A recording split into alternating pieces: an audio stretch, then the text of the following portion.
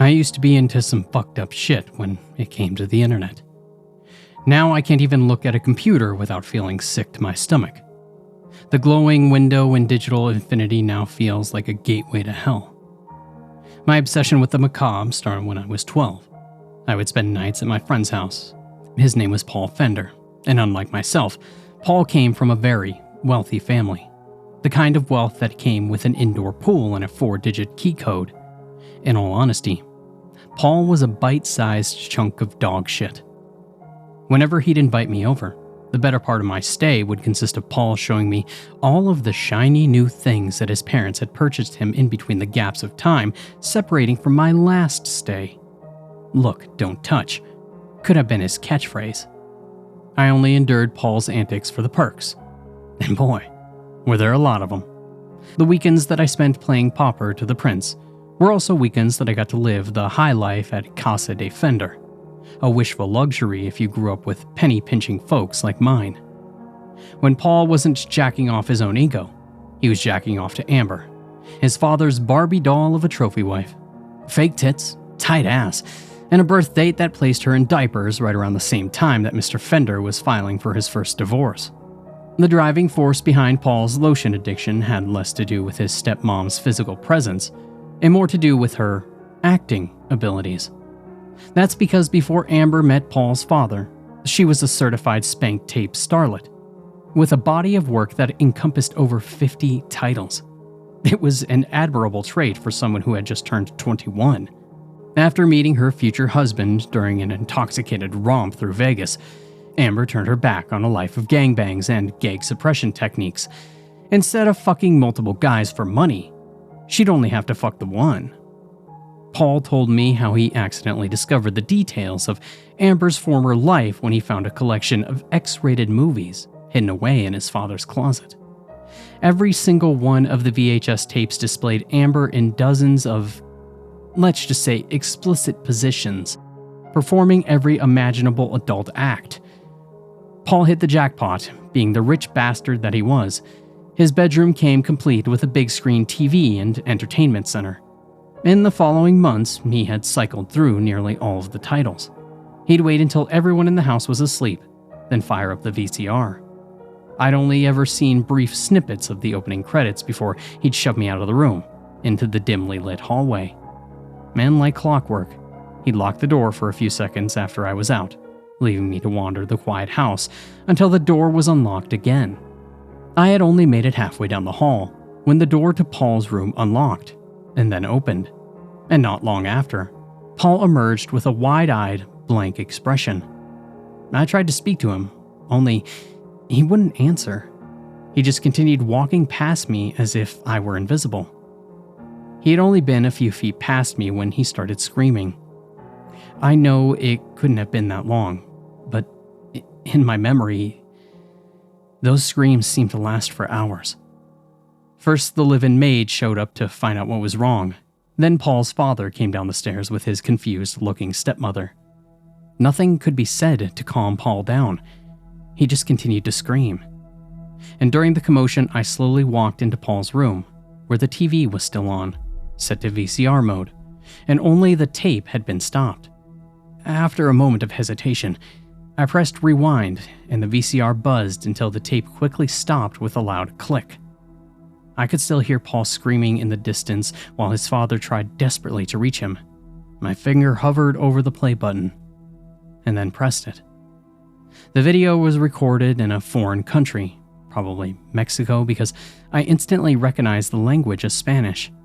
A man was speaking to a group of dangerous-looking locals. After coming to an agreement, the man handed the leader of the group a thick wad of American dollars.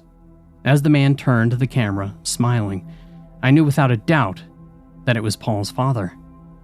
The video jumped forward to show a Mexican man on his knees, begging in Spanish, while Paul's father stood behind him with a pistol, pointed at the back of his skull. Before the Mexican man could say anything else, the trigger was pulled, and blood and brain coated the sandy grounds. I was so entertained by what I had just seen, I didn't hear Paul's father as he entered the room. I looked up at him, and as he glanced at the TV, winced with a flash of recognition before looking down at me with guilt burned into his face. Paul's father personally drove me home that night. He gave me $200 and told me to keep my mouth shut about what I had just seen. I never saw Paul again after that night. I had lost a friend, but I had gained a fascination. I wasn't afraid of what I had seen on that video. I felt excited somehow. Turned on even. It wasn't in a sexual way, it seemed more akin to a light bulb switching on. What was once hidden in the darkness suddenly becomes visible. The same could be said about the inner workings of a young mind. And at that point, I could have cared less about the why. That's because I was honed in to the how. As in, how would I be able to see more? As I grew up, challenging my extreme taste was almost like a hobby. If it was weird or gross, you could be sure that I would become aware of it somehow. Snuff tapes, videos about people taking the forever nap, body mutilation, as well as fringe adult films. I was pretty much a jack of all trades when it came to shit that you wish that you could unsee. Now you can't throw a rock without some YouTube knockoff overstuffed with questionable video content. But back then, I was on the ground floor when it came to navigating the sketchy side of the internet. I would spend hours doing the online legwork, searching dozens of forums, chatting with weirdo after weirdo until I got pointed to the right direction. There was something about putting in the work that made those inevitable discoveries so much more enjoyable. I endured mind-numbing stretches of time at the mercy of dial-up and faulty connections. But with a little luck and a lot of patience, I began to amass a digital collection that would only evolve with the functionality of the internet. Dial-up gave way to DSL, and DSL gave way to high-speed cable. When it was all said and done, my specially built hard drive contained over 2,000 files, all meticulously organized by type and rating. Yeah, I had my own rating system. Under the name and info of every video, there would also be a display of series of black stars that would numerically range from 1 to 5. Astonishingly meh was about 1, so was 2. 3 was interesting, 4 was thoroughly fucked up, and then there was 5. The creme de la creme. Over time, I managed to condense the collection down to mostly the good stuff. Nothing but 3 and 4 star ratings. However, in all my days of surfing the filth web, I never encountered a video that I felt deserving of 5 stars. My nightmare-induced hobby would end when I met Kate. I wasn't in the market for a girlfriend, but she just sort of clung to me. What started off as a college fling became a 5-year relationship that ended in holy matrimony. We had only been living together for about a month when she stumbled onto the collection and almost had a brain aneurysm. To this day, I don't know why the stuff wasn't password protected. I thought personal boundaries were a thing, apparently, and she just didn't get the memo. After crying in her bedroom with the door locked for 2 hours, she would simply tell me while wiping her puffy eyes, "Either your fucked up videos go, or I do." The things that we do for love. Deleting those videos was the hardest thing that I ever had to do. Jump ahead 2 years into the world of marital domestication, and things were surprisingly good. Kate and I made a pretty cute couple. It was a strange new life that consisted of dinner parties, double dates, and husband/wife Netflix binging. And after a lengthy withdrawal period, my dark obsession faded back into the shadows. But like any good addiction, there's always that thing waiting around the corner to trigger a relapse. I was on my lunch break when my coworker Jerry started ranting passionately about the hidden mysteries and unspeakable horrors of the deep web. I usually ignored Jerry when he talked, but that day I couldn't have tuned him out even if I wanted to. Of course, this sad son of a bitch hadn't actually gone on himself. Like any good millennial, the bulk of Jerry's opinions had been formed based on a fistful of YouTube and top 10 videos. Even so, I couldn't help the feelings of intrigue that began to form in the pit of my stomach, causing me to abandon the majority of Kate's world-famous tuna salad sandwich. While I wasn't completely ignorant to the existence of the deep web, the concept had only become popular in the last few years, and from what I understood, it required skills far beyond my basic computing abilities. According to Jerry, that wasn't true. All it took was a decent internet connection and a web browser, and then you could just download a program called Tor. I was facing a weekend to myself. Kate would be heading out of town to her fertility clinic, conveniently located 5 hours away. She'd use the remainder of the time as an excuse to pester her sister, who lived only 30 minutes away from the clinic. One thing I've failed to mention at this point would be Kate and I struggled to have a baby. Of course, when I say us, I really mean her. While it was a fact of life that she was unable to get pregnant, I found it harder to make myself care. I never wanted kids, even though I never told Kate that. She made me go get my sperm checked out, and when the little swimmers came back with a perfect bill of health, the fault would lie with Kate. It was a fault that she couldn't seem to look past, no matter how much I tried to help sweep said problem under the rug. Kate spent countless sleepless nights researching infertility treatments. That was until she discovered the out-of-state clinic. I was shocked at the time when she made no attempt to drag me along with her. "It's just a consultation," she said. "No need to get your hopes up." In what seemed like the snap of a finger, I was home alone for the first time in years. I fucked around for the majority of the first day, walked around in my underwear, watched porn, and downed half a case of beer that didn't have the word light across the box. It was on the second day that I remembered Jerry's deep web speech at work, and this got me curious. I watched a brief YouTube tutorial on how to access the deep web and was shocked at just how simple everything was. I downloaded the Tor program. The whole thing worked as its own special browser that used a number of IP addresses to bounce through, so that way that your computer's actual location wouldn't be traced. At least, that's how I think it worked. The majority of pages on the deep web aren't indexed, so to access them you have to find a page containing links and info. I went through a page called the Hidden Wiki. It was a collection of pages indexed by category. And to be honest, nothing really jumped out at me as fucked up, unless you count the insane amount of child sites that would casually be listed as if shit like that was in commonplace. The Deep Webs is a pedophile's amusement park, and while I've prided myself on my debauched personal tastes, the concept of that type of stuff always made me sick. Aside from the copious amounts of CP, the listings were perpetuated with hacktivism sites, as well as a plethora of Bitcoin-accepting vendors that specialized in everything from illegal drugs to military-grade firearms. I scoured the rest of the Hidden Wiki, only finding dead links and pages with misleading titles. As I sat at the desk, glued to the monitor, I found myself utterly bored, and yet there was this nagging urge to pull more from the tangled ball of yarn. From the countless stories that traveled the surface net, the deep web was supposed to be the place of nightmares. If you asked for my opinion during those frustrating moments, my summary would have been simple. Unimpressed.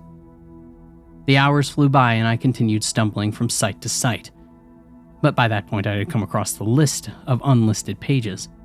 The list contained over 50 onion links, and clicking every one was a crapshoot. Of the 50 plus, I had gone through nearly all of them. Every click was like playing Russian roulette. There was a page that displayed a handbook for pedophiles. It was like the Wild West, and the fucking kitty diddlers had no problem laying claim to their territory. There was a page that showed you how to make a bomb from items found around the house.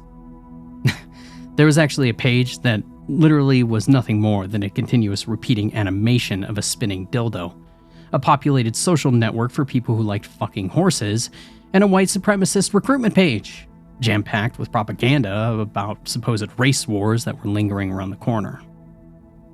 The last link shot me over to the chat server. Nothing fancy. It looked like the kind of thing that you would see in an AOL days of the internet. I came up with a nickname and logged into the server. There aren't that many people active, and what individuals I did try to talk to either ignored me or logged off altogether. All but one. I hooked up with a fellow traveler that went by the name of King Nomad, with a 1 and a 0 for the I and O. Our conversation went like this. What's up? Looks like someone's got the new car smell. Huh? What's up? You sound like a fucking tourist. Let me guess. You read an article on BuzzFeed about the deep web and your little dick got hard at the idea of being naughty for a change. You kiss your mother with that mouth? Only when she says please. So I'm new. Why? Is that a deep web no-no? Careful, little piggy. Not all the wolves here huff and puff. And what's that supposed to mean? If you're looking for an adventure, start a Tumblr account. I'm looking for videos. Sorry, Ice Cream Man, but I don't do guided tours of Sesame Street. I'm not into kid shit. What are you into? Violent stuff. Snuff, necro, fucked up BDSM, torture.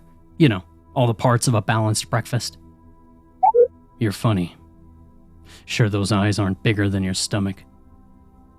I got a healthy appetite. https://3grm666pleys.onion. What is that? And my chatter didn't send a response. A few seconds after I sent him the message, I watched as the anonymous individual's nickname vanished from the server. I was hesitant at first as to what the link would lead to. Was it a point in the right direction, or some virus-laced prank to punish me for being a newbie? Ah, fuck it, I said to myself, and so I clicked the link. What I saw next was an all-black screen with a cluster of red text in the middle. Satan's sluts. His gifts are boundless. Their flesh is his currency. Tread carefully, for there is no God here. I clicked enter and the screen shifted to display another box of text. The horrors of Eve will bend the knee and whisper in the dark. The master then shall grant the wish and tear their soul apart. Scrolling below the fucked up rhyme, I saw pictures. Dozens and dozens of pictures. All of them black and white. All of them women. The many images were arranged in a condensed grid that allowed you to take the full scope of just how many were on the screen. Hovering the pointer over each picture caused the image to expand, giving you a detailed look at every entry. Under every picture was a name and a number. The diverse group of women was made up of every conceivable ethnicity, color, and body type.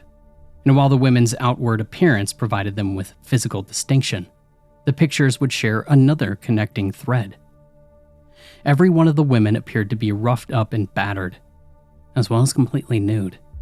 All of them were forcing a blank, emotionless smile, while their uncovered skin showcased an alternating mesh of bruises, scrapes, and scratches. At first, the patchwork of black and white pictures appeared to be composed of strangers. But as I clicked from woman to woman, expanding picture after picture, the unrecognizable soon became familiar. Some of the women were actresses, while others turned out to be chart-topping pop stars and famous YouTube personalities whose number of subscribers ran upwards into the millions. One of the women looked just over the cusp of 18. She was Asian. She was also sporting a busted bottom lip. And the name underneath read, Karen Matsui. Her face wouldn't have garnered a second thought. That was, if I wouldn't have recently watched her on the TV win the US a silver Olympic medal in the rhythmic gymnastics. As I glanced downwards, my eyes widened as they made their way to the bottom of the corner of the screen. There was a row of small, clickable numbers, indicating that the page that I currently viewed was just one page in a digital booklet. The page numbers started from 1 and ended with 47. A gut feeling led me to believe that 47 was just the halfway point. Before I was able to click on anything else, a black box appeared on the screen, accompanied by the word, Live Feed in Progress. Would you like to view? My hand twitched with an involuntary spasm as I pointed the clicker to the yes button and pressed it down. The rows of black and white pictures were replaced with one single image. And I was suddenly looking into an empty room. The rugged enclosure looked like it was chiseled from solid rock a long, long time ago. The jagged sections, strange curvature, and uneven dirt floor exposed the likelihood that the visible location wasn't part of a building, but a hollowed-out cave. Flames flickered from the ends of 4 medieval torches held in place by an iron sconce bolted into the 4 corners of the room, serving as its sole source of light. The minutes that passed seemed like an eternity, until 4 figures entered the room. 4 wore-flowing white cloaks. Their features were obscured by the attached hood.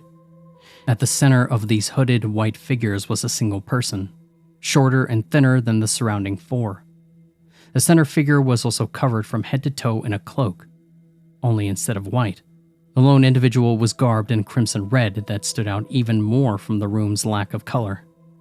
One of the white hoods broke from the near-perfect formation and stood face to face with the mysterious person in red. The figure in red pulled back the hood, exposing the concealed identity. All the air rushed out of my body at once, because there was no confusing the thin features that made up the woman's small face. I shook my head and wiped my eyes in an attempt to rid myself of anything that could have obscured my vision, and when I looked back at the screen, she was still there. Kate. My Kate. My wife. Frantic thoughts burned holes into my brain. My mind raced through scenarios involving Kate getting kidnapped or worse, and then, like a shifting water current, I began humoring the possibility that what I witnessed was the byproduct of some advanced hallucination that had suddenly taken over my vision. I glanced back at the screen only to once again be locked eyes with my wife, her form still hidden under the baggy cloak. As much as I wanted to pick up the phone and dial Kate's number, some invisible force held me in place, forcing all of my attention in the direction of the footage. The white hood unfastened the latch near Kate's neckline, instantly causing the crimson cloak to fall from her body. My wife stood between the hooded figures with nothing to show but her bare flesh. The image of Kate's naked body shouldn't have been a revelation, but I could see the subtle changes across her glistening skin. She was flushed and her nipples stood firm and erect, the same way that they had gotten when she hit the peak of sexual arousal. As if directed by an inaudible command, the other 3 white hoods moved from their stationary position. The 3 suddenly took a hold of Kate, turning her around so that way her exposed back faced the 4th hood. The 4th hood drew a small knife and began to carve a small, strange symbol at the base of her tailbone. Kate winced, then eventually screamed out. None of the 3 hoods would loosen their grip until the 4th completed the task. Now released, Kate got back to her feet, blood running down her right leg as she stood face to face with the 4th hood once more. And while the footage was low quality, the sound radiated from the computer screens in crystal clarity. So clear, it allowed me to hear the detached white hood speak in a deep tone of a detached older man. "You must give yourself fully, and you will be rewarded," the hooded figure whispered. Kate nodded and the hoods began to chant in a language that I had never heard before. They chanted loud. They chanted in unison. The repetitive sound went on for a few minutes until a loud roar echoed through the stone walls. All 4 hoods scattered to different corners of the room, placing their heads to the ground while still continuing to chant. And it entered the room. The creature stood over 7 feet tall. The top half resembled a muscular man with leathery, gray skin stretching across a barrel-chested frame. The bottom half was covered in thick, matted fur. The creature didn't have feet. It had dark brown hooves, clanking as the hideous monster moved further into the room. Of all of the nightmarish imagery, what chilled me to my core was the thing's head. Between 2 massive shoulders sat the unnaturally large head of a goat. 2 bone-sharp horns extended from its forehead. The front half of its face was long and exaggerated, a molded perversion stretching beyond the physical limits of nature. Between a gap of rotted teeth hung its filthy black tongue, the deteriorated organ dripping discolored saliva into a puddle on the floor as it eyed Kate hungrily. Kate walked up to the creature, eerily as if it were familiar, and then kissed it. My stomach turned as Kate and the creature embraced one another. She jumped up, and the creature took her, grabbing a fistful of hair and yanking her head back. The creature licked the visible neckline, setting off a chain reaction of pleasurable moans from deep within Kate. And then it looked at me through the screen and smiled. I blacked out after that. And when I came to, the computer screen was just displaying the blank white image of a dead Link. I hit the refresh button, but nothing happened. Then my mind flashed to my wife. I picked up the phone and dialed Kate's number, only to get her voicemail. And so I dialed again and again until she finally picked up. "Is everything okay?" Kate said in her normal tone. My mouth had turned to cotton, but I eventually managed to get out the words. "I just saw." "Just saw what?" Kate asked, confused. "Are you okay?" I said quietly as my hand sweatily gripped the base of the phone. "Yeah," she said. "I just got on the highway. I'll be back for dinner." And she was back in time for dinner. I hugged her like we hadn't seen each other in years. I looked at her and she looked at me. And everything seemed fine. It seemed better than fine. She seemed better than fine. She was practically glowing with excitement. Instead of the usual at-home meal fare, we went out that night. Even though I tried to act like my normal self, my mind couldn't help but replay the video footage of her and that monster. How it had kissed her and how she had kissed it back. How she had done things. I kept asking myself if it was real, or had I imagined the whole thing. "I'm pregnant," she exclaimed with the enthusiasm of a human megaphone.